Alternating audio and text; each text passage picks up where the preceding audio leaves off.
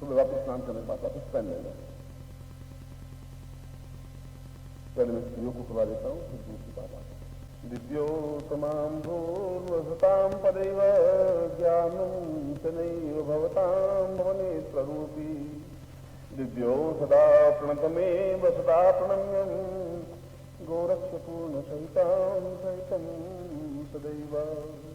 मेरे जीवन में भगवान शिव के अंशीभूत अवतार गोरखनाथ, जिन्होंने संन्यास की उच्च परंपरा कायम की और ज्ञान और चेतना को शिष्टता तक पहुंचाया, वे मुझे इस साधना में पूर्ण सफलता प्रदान करें, क्योंकि वे स्वयं भगवान शिव हैं, शिव के अंशीभूत स्वरूप हैं, साक्षात शिवमय हैं।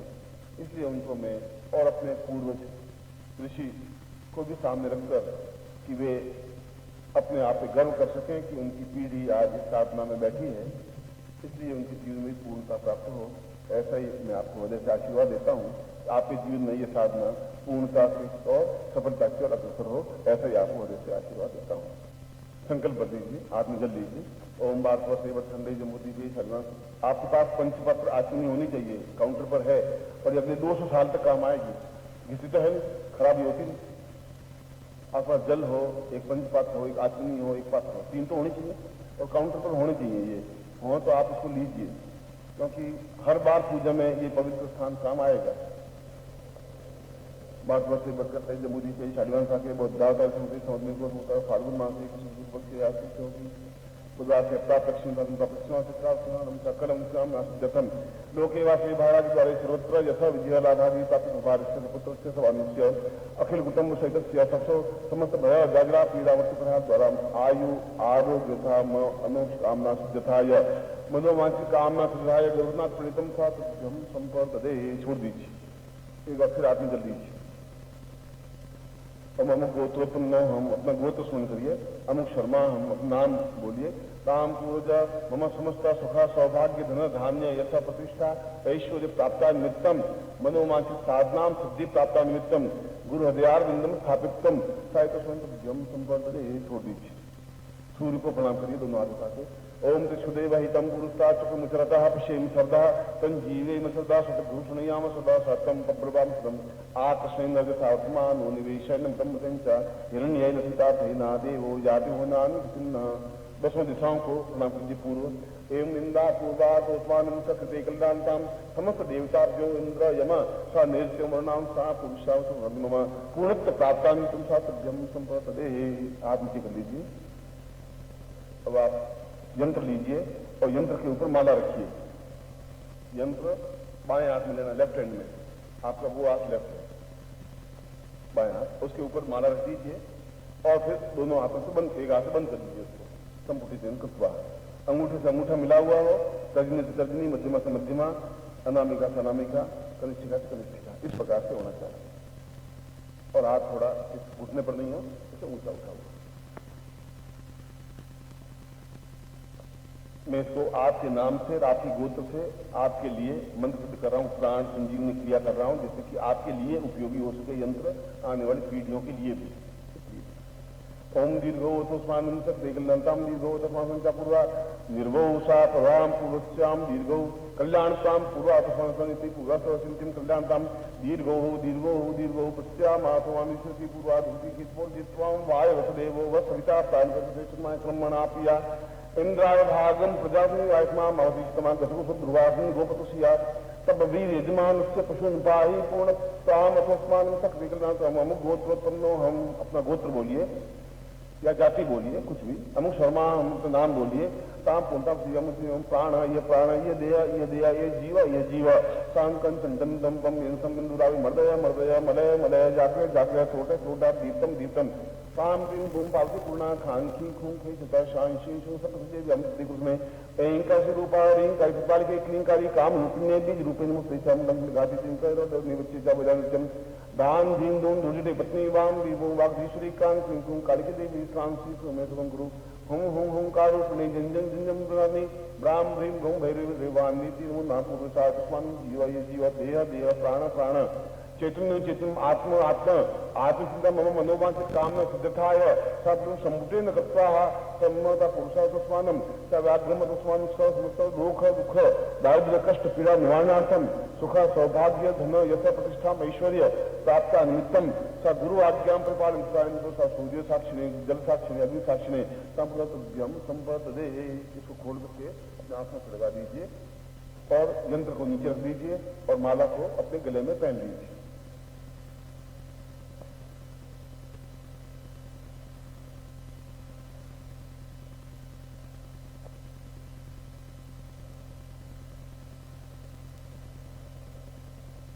गले में पहन लीजिए।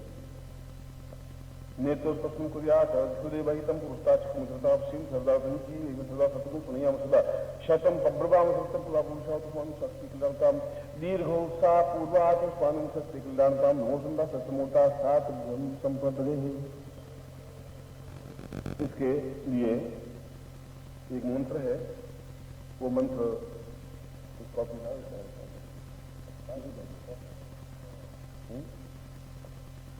रखा करें उसमें जाना है।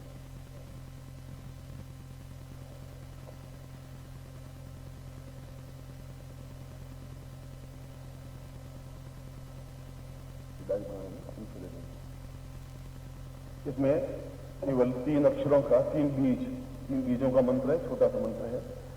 ये बोर्ड पर वहां बोर्ड लगा हुआ है पानी की टंकी के पास में, उस पर लिख देंगे। इसका उच्चारण मैं करवा देता हूं क्योंकि मंत्र गुरुमुख से प्राप्त होना चाहिए। तो किताबों में लिखा हुआ उसका उच्चारण बिल्कुल मालूम, किताब आपको ये नहीं बता सकती कि इसका उच्चारण क्या है, किस प्रकार से बोलना है। इसलिए गुरुमुख से मंत्र लेने फिर आपके पास पन्ना या डायरी होनी चाहिए जिससे ध्यान रहेगा आपको। बोलिए एंग क्रीं क्रीं। देखिए अब इसके 2 उच्चारण हुए। मैंने बोला एंग क्रींग श्रींग, आप ऐसा बोल सकते हैं एंग क्रीं श्रीं, वो गलत है। म की ध्वनि नहीं होगी, ग की ध्वनि होगी। वापिस अभी मंत्र दे रहा हूं आपको। एंग क्रीं श्रीं, एंग क्रीं श्रीं, एंग क्रीं श्रीं। ये मंत्र को आप कल सुबह, आज रात को जब मैं आऊं उससे पहले एक माला मंत्र जाप आपका हो जाना चाहिए, और या 4 माला मंत्र। इस माला से जो आपको माला दी है, इस माला से 20 मिनट से ज्यादा लगेंगे नहीं। तो जब आप अभी दोपहर को मैं फ्री करूंगा, फिर आप जब बैठे तो 4 माला मंत्र जाप इस मंत्र की कर दें। एंड बोर्ड पे लिखा हुआ होगा, और 4 माला इसी माला से, जो माला मैंने आपको दी है इस माला से मंत्र जाप आपको करना है।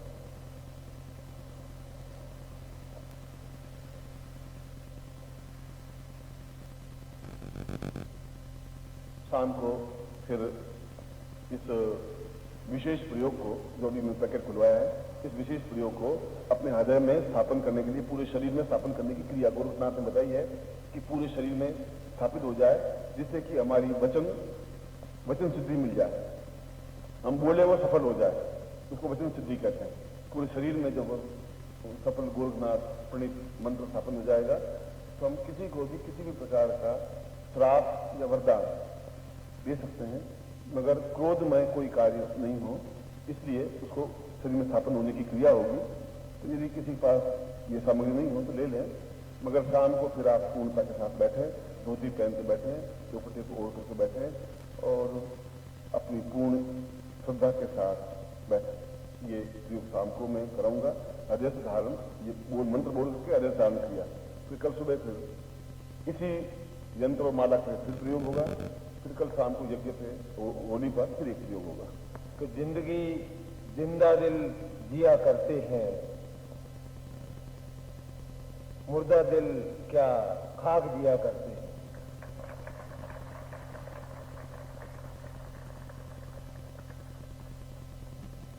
और जब मैं जिंदा दिली नहीं देखता हूं, जोश नहीं देखता हूं, उत्साह नहीं देखता हूं,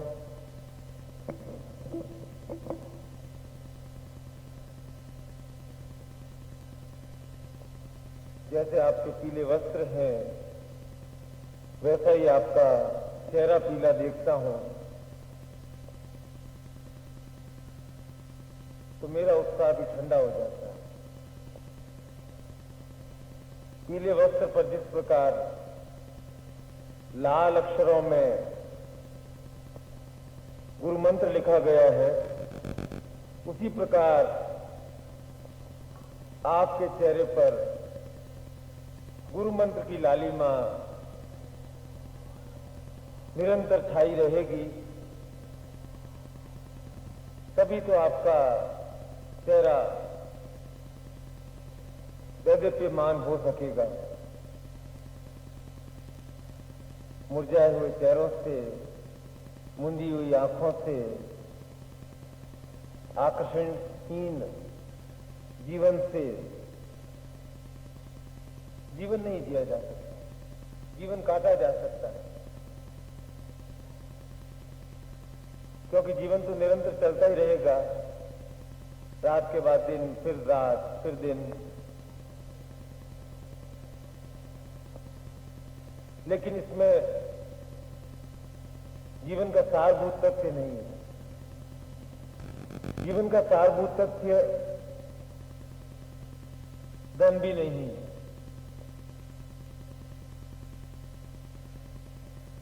जीवन का सारभूत तथ्य बलवान शरीर भी नहीं है। जीवन का सारभूत तथ्य केवल और केवल यश और प्रतिष्ठा है।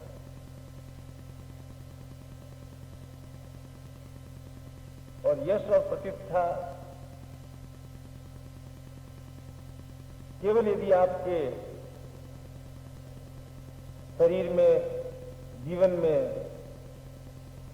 एक आकर्षण है, एक ओज है, तो वह लक्ष्य आप प्राप्त कर सकते हैं।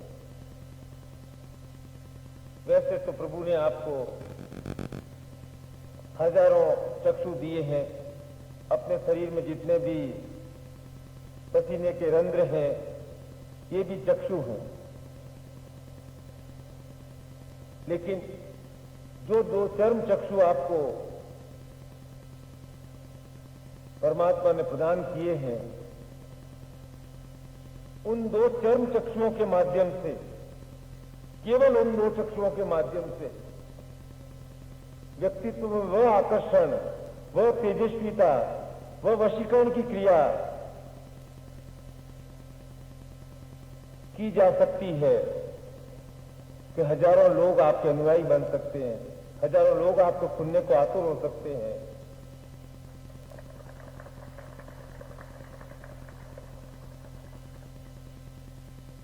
देवहरा बाबा हो या महाअवतार बाबा जी हो, पंडित गोपीनाथ कविराज जी हो, और भी जो बड़े बड़े संत महापुरुष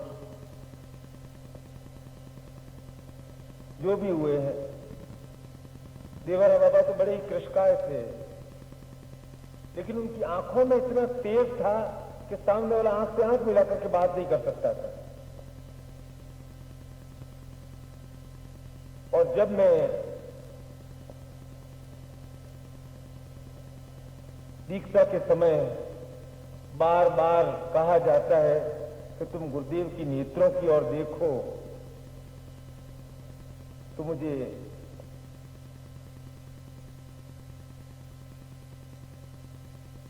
यही आता है कि तुम केवल दृष्टिपात करते हो और ये दिव्यपात करते हो।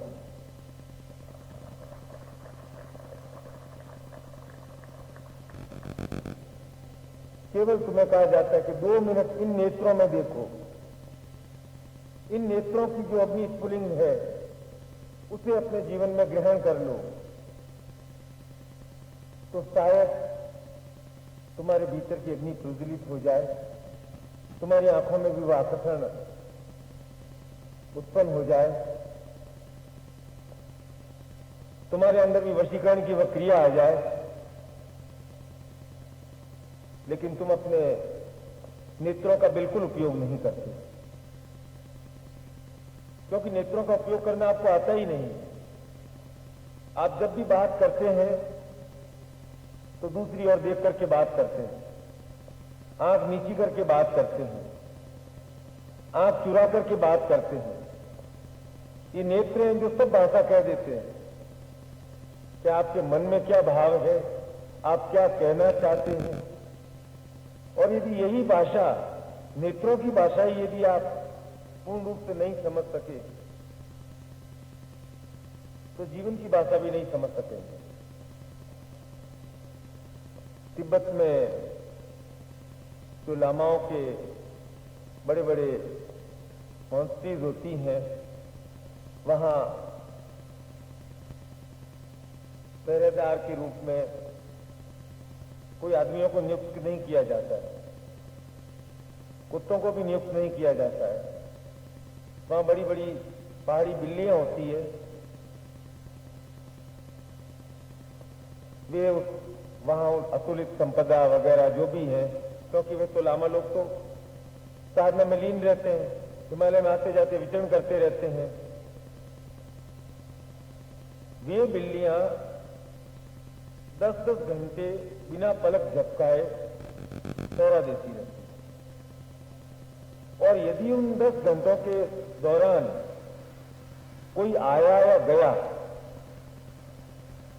और लामा लोग जब वापस अपने मठ में आता है तो उसको सामान पहले देखने की जरूरत नहीं कि ताला बराबर लगा हुआ है या नहीं लगा हुआ है, वो उस बिल्ली के नेत्रों में देख लेता है। और देखते ही उसके सामने बिल्ली के नेत्र में चलचित्र के समान स्पष्ट हो जाता है कि मेरे अनुपस्थिति में कौन आया था और कौन गया, क्या घटनाक्रम यहां घटित हुआ था। इतनी बड़ी नेत्रों की व्याख्या है।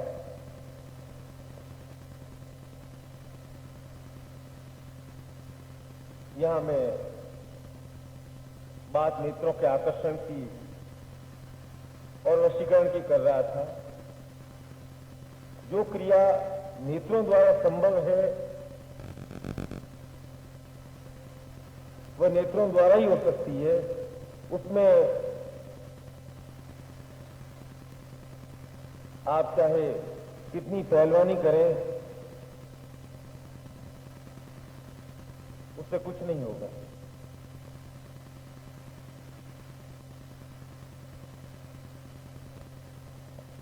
एक श्रीमान जी थे, उन्हें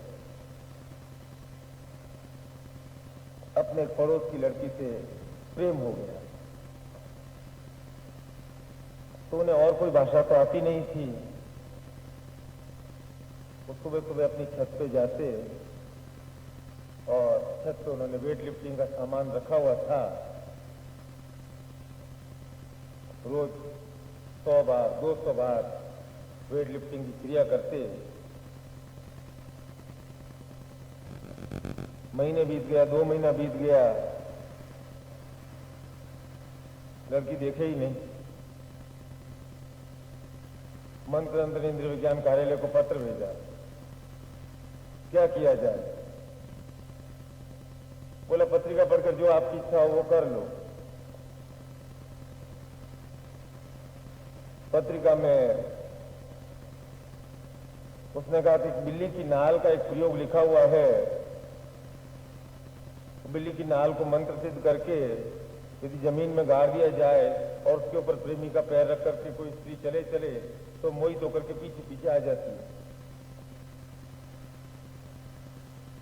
लिखा हुआ था पुराने ग्रंथों में, इसलिए उसने कहा कि उसने गाड़ दी। दीवार के पीछे छिप करके से देखता रहा, क्या प्रेमिका ठीक 10:30 बजे निकलती है, पैर उसका वहां पड़ेगा ही पड़ेगा। वो निकली बेचारी, उसके भी तो कॉलेज का टाइम था। ठक ठक ठक ठक ठक करती निकली और सैंडल उसके ऊपर रखा और आगे चलती बनी। उसने सोचा अब तो ये रुक जाएगी, सीधी दौड़ी दौड़ी मेरे पास आएगी। कुछ क्रिया नहीं हुई। आया भाई, मिलने आया मेरे पास। मैंने कहा तू कहां था उस टाइम? बोला मैं तो कोने में दीवार के पीछे छिप करके खेत था उसमें से देख रहा था। मैंने कहा मूर्ख, भगवान ने तुझे 2 नेत्र दिए हैं, इन दो नेत्रों का उपयोग कर फरात करती का जाओ प्रेमिका के पास, उसके नेत्रों में देख करके बोल कि मैं तुमसे प्रेम करता हूं। मंत्र जब से और आंख चुराने से आकर्षण की शक्ति नहीं आ सकती, वशीकरण की शक्ति नहीं आ सकती। पड़ोस भी आपसे प्रभावित नहीं हो सकता है। प्रभावित कब होगा, कब आपके अंदर वशीकरण की शक्ति आएगी? जब आपके भीतर शक्ति का अजस्र भंडार है, उस शक्ति का प्रवाह नेत्रों के माध्यम से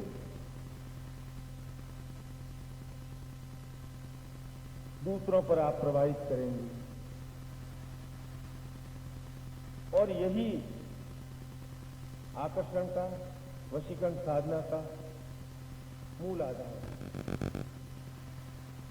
और इस आधारभूत तथ्य को समझने के लिए निश्चय ही कुछ क्रिया करनी पड़ती है।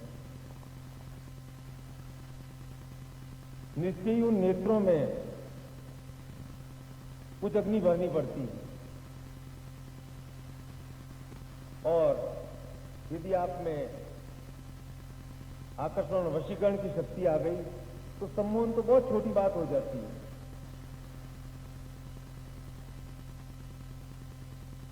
क्यों मुझे आप में से 100-200 लोगों के नाम याद रहते हैं, क्यों हजारों के नाम याद नहीं रहते हैं?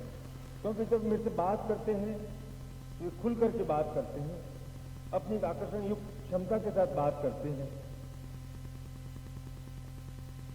और जब जीवन में ये आकर्षण और वशीकरण की शक्ति आ जाती है तो फिर आप केवल मास्टर बाबू या क्लर्क या मजदूर बनकर के नहीं रह सकते, क्योंकि आपको ऊंचा उठना ही पड़ेगा, क्योंकि आप में दूसरों को प्रभावित करने की क्षमता आ गई। दूसरे आपकी बात को ध्यान से सुनेंगे, आप कुछ आदेश देने की क्षमता रखेंगे।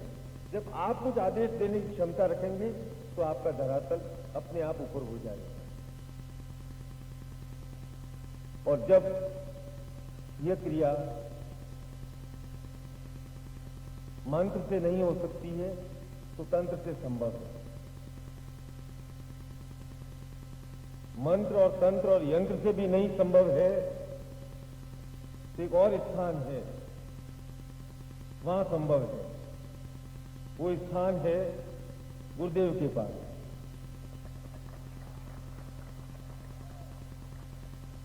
वहां कुछ असंभव है ही नहीं।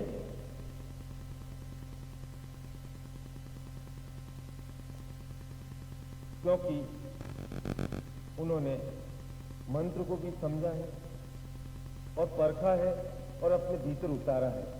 तंत्र को भी समझा है और उसे बार बार हजारों बार प्रयोग में लाए हैं। और यंत्र के महत्व और उपयोग को भी समझा है कि किस समय कौन सा यंत्र उपयोगी रहेगा, किस व्यक्ति के लिए कौन सी दीक्षा उपयोगी रहेगी, कौन व्यक्ति किस दीक्षा को कितनी तीव्रता से ग्रहण कर सकता है। ये तो अपने नेत्र खुले रखते हैं। आप उन नेत्रों से, उन शक्ति से कितना प्राप्त कर सकते हैं, ये बहुत कुछ आप पर निर्भर करता है। निबंधन की पूर्ति मैं इतना विश्वास अवश्य दिलाता हूं कि वह 1 किलो शक्ति में आपके नेत्रों में भरकर इस बार आपको घर में भेजूंगा, यह मैं वादा दिलाता हूं। जय गुरु।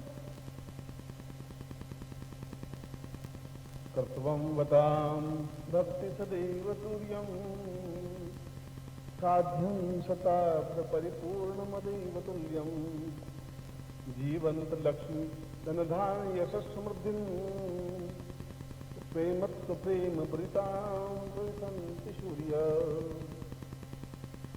यह श्लोक मैं शंकर भाष्य का बोल रहा हूं। शंकराचार्य जैसा व्यक्ति यदि ये लिखता है, एक सन्यासी, पूर्ण सन्यासी, आदमी सन्यासी लोग उनकी मर्यादा के अनुसार चल करके अपने आप को आंकते हैं कि मैं कितना सन्यासी हूं। तो उन्होंने अपनी जिंदगी में सन्यास की उच्चतम स्थिति बनाई। ये बताया कि सन्यास क्या होता है, किस प्रकार का होता है। उस व्यक्ति ने भी ये लिखा कि